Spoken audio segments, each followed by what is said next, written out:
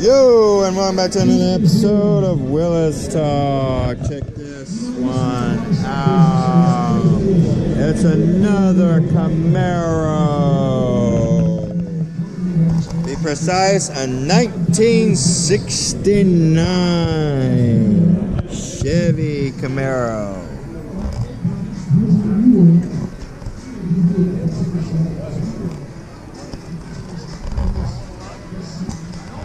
Nice and open, so you can see everything. That is a large steering wheel.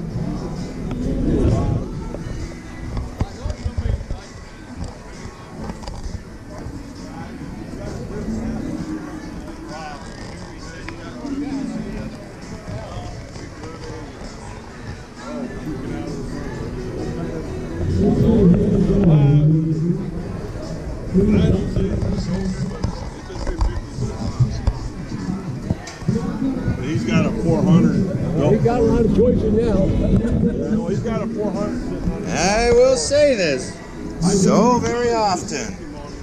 Respect. Respect their car, respect the owner, respect their work.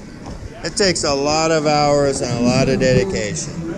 Till next episode of Willis Talk, stay tuned for more of everything.